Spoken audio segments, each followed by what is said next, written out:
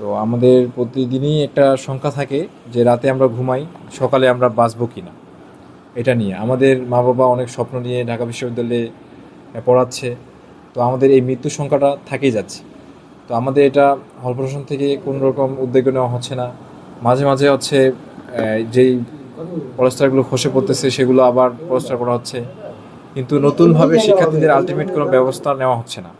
এটা আমাদের জন্য খুবই একটা দুর্ঘটনা, এবং হচ্ছে খুবই মৃত্যুর দিকে ধাবিত করে দেওয়ার মতো শিক্ষার্থীদের একটা অবস্থা সৃষ্টি হচ্ছে আর কি।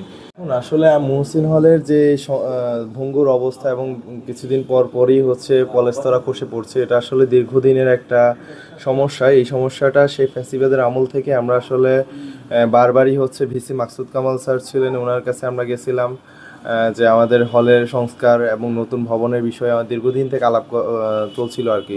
আপনারা জানেন যে 2008 সালে বুয়েট থেকে একটি প্রকৌশলী টিম এসেছিল, যারা পরীক্ষা নিরীক্ষা করে এই ভবনটাকে 2008 সালে বসবাস অনুপযোগী হিসাবে ঘোষণা করেছিল। কিন্তু আমরা দুঃখের সাথে লক্ষ্য করছি আসলে এই বিষয়ে প্রশাসনের পক্ষ থেকে আমাদেরকে বারবারই আশ্বস্ত করা হয়েছে, বারবারই আসলে আশ্বস্ত করার পরে কোনো ধরনের কার্যকরী পদক্ষেপ আমরা দেখতে পাইনি, যার ফলশ্রুতিতে গত কিছুদিন আগেও একটি ঘটনা ঘটেছিল এদিকে 204 নম্বর রুমে। সেখানে এক ভাই আহত হয়েছিলেন, ওনার মাথার উপরে পলেস্তারা ঘুমাচ্ছিলেন, রাতের বেলা ওনার মাথার উপরে পলেস্তারা খসে পড়ছে। আজকে আমি যখন দুপুরবেলা আমি ক্লাস থেকে এসে আমি এখানে মানে নামাজ পড়ছিলাম, নামাজ পড়ে আমি যখন নামাজটা গুছাচ্ছিলাম, তখনই হঠাৎ করে এই যে একটা বড় অংশ পলেস্তরা এটা হচ্ছে মানে খসে পড়ছে। আমার একবারে পেছনেই পড়ছে, মাথার পেছনেই আমার পায়ের দিকটাতে হচ্ছে আঘাত লাগছে, এখানে কিছুটা জায়গা ছিলে গেছে।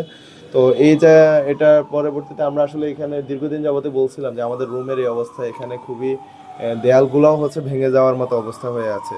তো এই ব্যাপারটা বলার পরে আমরা গত কিছুদিন আগে যখন এই দুর্ঘটনা ঘটেছিল, তখন আমরা মুহসিন হলের শিক্ষার্থীরা ভিসি স্যারের কাছে গেছিলাম, আমাদের দাবি নিয়ে একটা স্মারকলিপি দিয়েছিলাম যে আমাদের নতুন ভবন এবং হচ্ছে এটার যে অবস্থাটা আছে, নতুন ভবন তৈরি হওয়ার যে সময়টা, এই সময়টাতে আমাদেরকে পুনর্বাসন করার জন্য কার্যকর ব্যবস্থা গ্রহণের বিষয়। তখন আমাদেরকে বলা হয়েছিল যে এই ভবনটাতে হচ্ছে প্রাথমিকভাবে ওনারা আর কোনো ধরনের অ্যালটমেন্ট দিবেন না, এবং এখানে যে সকল রুমগুলো আছে সেগুলোতে থেকে অন্যত্র আমাদেরকে শিফট করার একটা ব্যবস্থা করবেন।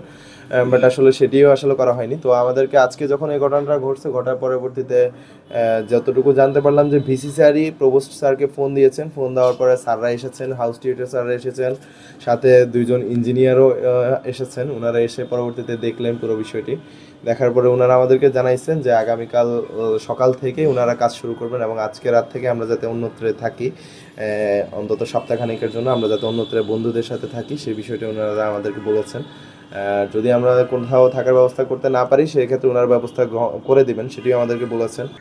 আসলে মানে আমাদের এই হলটা অনেক আগে থেকেই এখানে বিভিন্ন রুমে আপনার পলেস্তারা খসে খসে পড়ে। তো খুব ঝুঁকিপূর্ণ না, কিন্তু তারপরে এই পলেস্তারাগুলো যদি একটু বড় কখনো কখনো চাই খুলে খুলে পড়ে, তাহলে হয়তো বা সেক্ষেত্রে একটু আহত হয়ে যাওয়ার আশঙ্কা থাকে। তো সে কথা বিবেচনা করে আমার আগে যিনি প্রভোস্ট মহোদয় ছিলেন, ওনারা কিছু রুম ভ্যাকেন্ট করেছেন, কিছু রুমে স্থানান্তর করে দিয়েছেন, কিছু রুমে আপনার রিপেয়ার ব্যবস্থা করা হয়েছিল, এবং এইটা বিষয়টা একটা চলমান রয়েছে। তো আমি দায়িত্ব নেওয়ার পর থেকে মোটামুটি এই রুমগুলো আমাদের চিহ্নিত করার কাজ চলছে, এবং কোনো কোনো ক্ষেত্রে আমরা ব্যবস্থা আসলে শুরু করেছি। তো কিন্তু দুর্ভাগ্যজনকভাবে আজকে একটুখানি পলেস্টারে এক রুম থেকে খুলে পড়েছে, রুমের একটা কর্নার থেকে।